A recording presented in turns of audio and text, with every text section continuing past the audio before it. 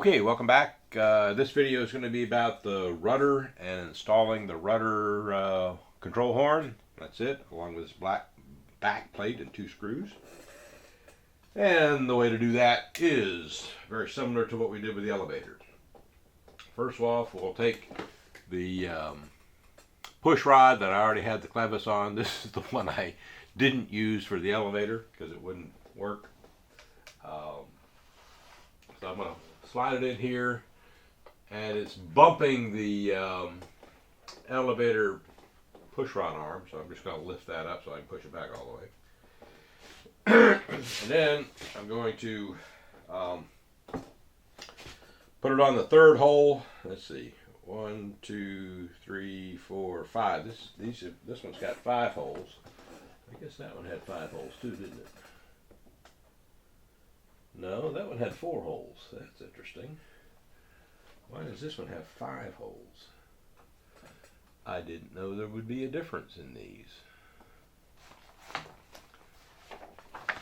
Okay, well, so be it. I think the 4-hole wouldn't work better for the elevator. I think the 5-hole one will work better for the elevator. It's got 5 holes. You want to see? Look at that. 5 holes, huh? 1, 2, 3, 4, 5. Well, okay. I can see 1 hole is plugged up, so it really is only 4. All right. So it won't matter. I'm going to put the second one from the top, just like I did the elevator. Okay. And then we're going to find the right place to put it. Okay. If it just sits naturally, it's barely on the rudder, so I'm going to make sure it stays up on the rudder. I'm also going to make sure that the holes are better aligned with the rudder itself. Okay, yeah, that'll work. Alright, so I'm just going to hold it up enough to make sure that the holes are in line with the gap between the rudder and the vertical stabilizer. I'm going to take my pin vise and drill a hole.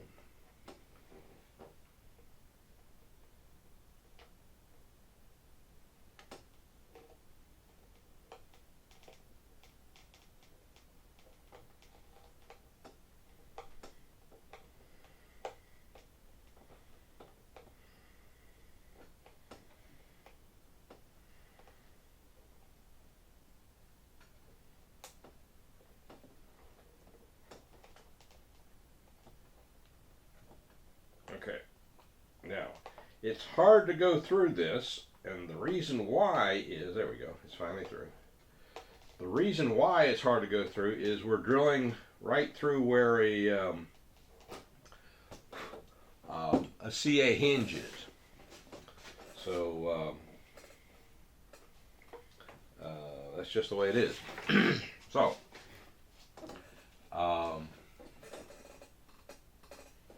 we will put the screw in to the control horn. We'll get that screw started in the hole I just drilled.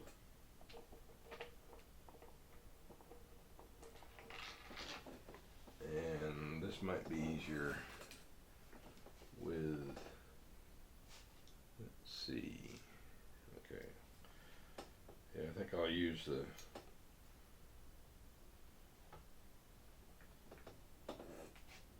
pair of tweezers here. Get that in the hole. Get the hole lined up with the hole I just drilled. Okay. Take a manual screwdriver. Get this one started. Sometimes it's easier to start it with a manual screwdriver. Okay, started nicely. Make sure it looks in the right position, and it does. And we'll grab our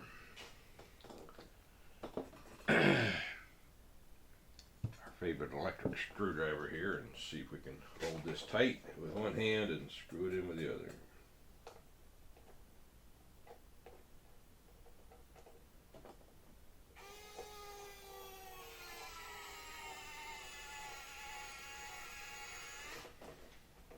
Okay, point sticking out the back side, so I'm going to go ahead and put the black backer on it and put it over that point to make sure it goes in. Okay.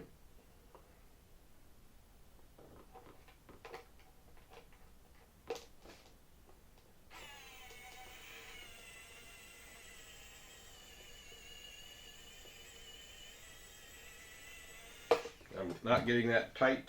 I'm just going to make sure that the it's slightly loose, but I'll tighten them both up in just a minute. Okay, looks like it's aligned well.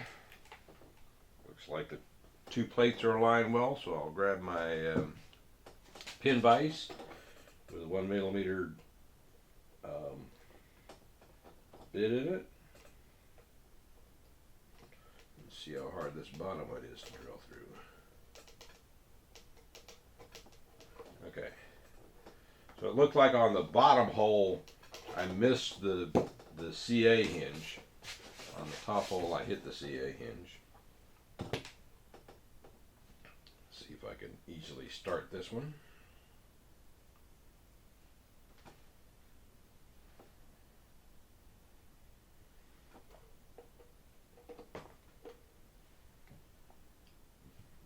Manual screwdriver first.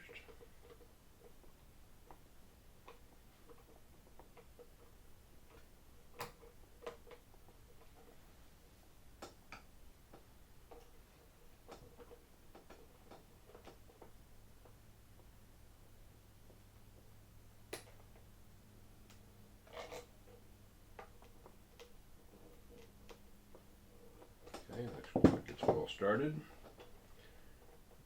See if I can finish it off with the powered screwdriver next.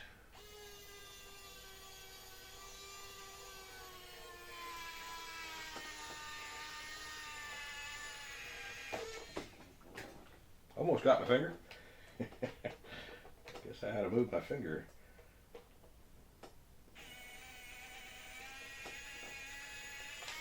Alright, so this looks like in a good spot.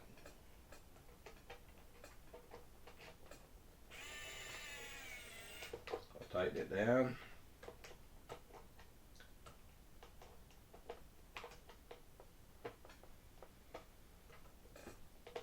And tighten the top one down.